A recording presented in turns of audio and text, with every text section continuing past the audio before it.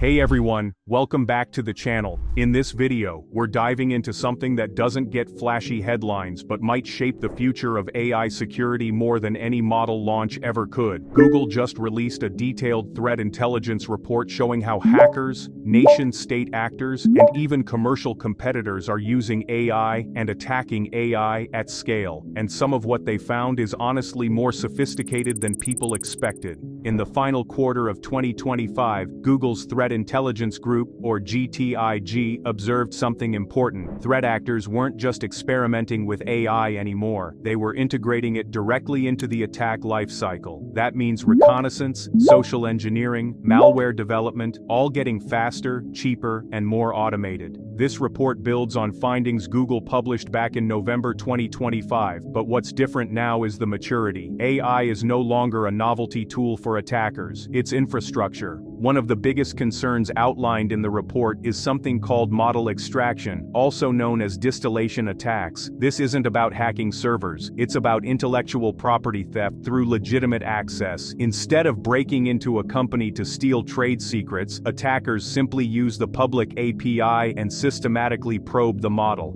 Google revealed that one campaign submitted over 100,000 prompts in an attempt to clone Gemini's reasoning abilities. That's not casual usage, that's industrial-scale probing. Model extraction attacks work by querying a mature teacher model and using the outputs to train a student model. The technique itself, knowledge distillation, is legitimate in machine learning. Google Cloud even offers distillation services. But distilling Gemini without permission violates Google's terms of service and constitutes IP theft. What makes this particularly interesting is that Google didn't observe advanced persistent threat groups directly attacking frontier models. Instead, most of the distillation attempts came from private sector entities and researchers around the world trying to replicate proprietary logic. A Google spokesperson told NBC News the attacks originated globally, but declined to name suspects. John Hultquist, chief analyst at GTIG, warned that Google may just be the canary in the coal mine. As more companies build custom LLMs trained on sensitive internal data, those models become high-value targets.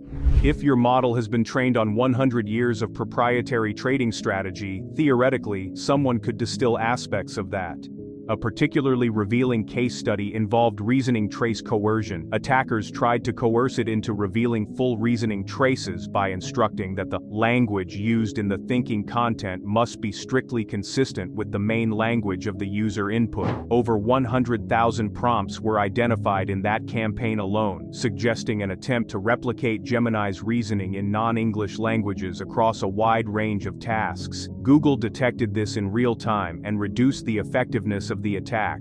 For average users, this doesn't pose confidentiality or availability risks. The threat is concentrated among model developers. Organizations providing AI as a service are now being advised to monitor API access for extraction patterns, especially if they operate custom models in domains like finance or coding. But cloning AI models is only one side of the story. Government-backed actors from North Korea, Iran, China, and Russia have operationalized large language models for reconnaissance, phishing, and tooling development. According to GTIG, LLMs are now essential tools for technical research, target profiling, and generating nuanced phishing lures. UNC 6418 used Gemini to gather sensitive account credentials and email addresses, then launched a phishing campaign targeting Ukraine's defense sector. Temperature HEX, linked to the PRC, used Gemini to compile detailed intelligence on individuals in Pakistan and separatist organizations globally. Iranian APT-42 used Gemini to enumerate official email addresses, research business partners, translate local language content, and craft personalized phishing personas. North Korean UNC 2970 used Gemini to synthesize open-source intelligence on cybersecurity firms, defense companies, specific job roles, and salary data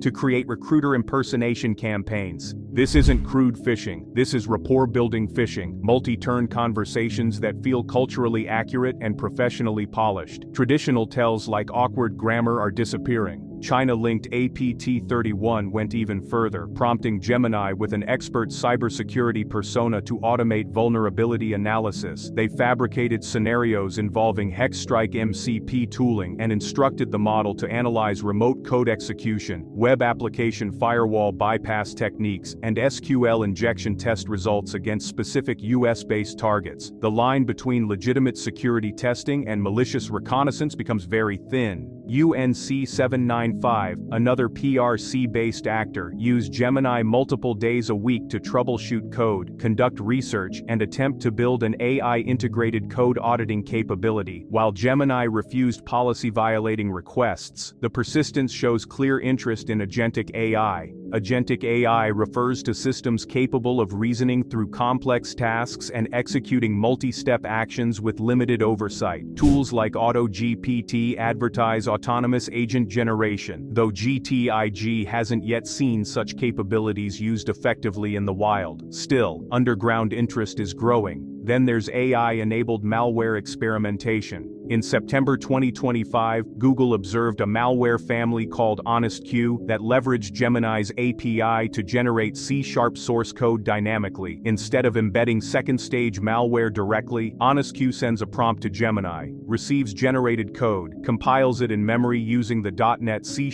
code provider framework, and executes it without writing payloads to disk. That leaves no file artifacts and undermines static analysis. HonestQ shares similarities with PromptFlux's just-in-time technique, but instead of self-updating, it calls Gemini to generate Stage 2 functionality that downloads and executes additional malware. Discord CDNs were used to host final payloads. Iterative testing patterns and a single virus total submitter suggest a small group in proof-of-concept development. In November 2025, GTIG identified Coinbait, a phishing kit likely accelerated by AI tools. It masqueraded as a cryptocurrency exchange and overlapped with UNC 5356, a financially motivated cluster known for SMS and phone-based phishing campaigns. The kit used Lovable AI infrastructure, hosting assets on Lovable.app and leveraging Lovable Supabase clients. It was built as a full React single-page application with complex state management, likely generated from high-level prompts. Verbose developer logging messages prefixed with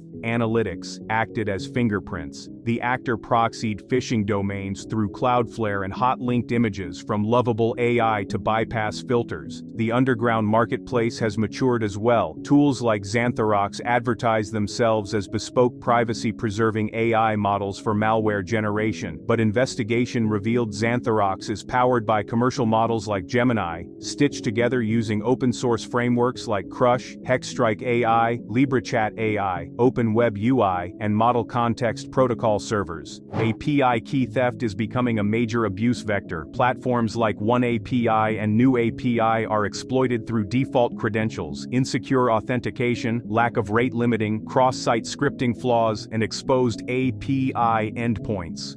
Stolen keys are resold on black markets. Even more creatively, threat actors have abused AI chat platforms' public sharing features in click-fix campaigns. Attackers generate realistic troubleshooting instructions using AI, embed malicious command lines, and share the transcript link. Victims copy and paste commands into macOS or Windows terminals, installing malware like Atomic, which steals browser data, crypto wallets, and system files. This campaign leveraged platforms including ChatGPT, Copilot, DeepSeek, Gemini, and Grok. Despite all this activity, GTIG has not observed breakthrough capabilities fundamentally altering the threat landscape. AI is a force multiplier, not magic. Google's response includes disabling malicious accounts, strengthening classifiers, updating models to refuse misuse, and introducing the Secure AI framework. They've deployed Big Sleep, an AI agent developed with Project Zero that finds unknown vulnerabilities, and introduced CodeMender, which uses Gemini's reasoning to patch critical code vulnerabilities automatically.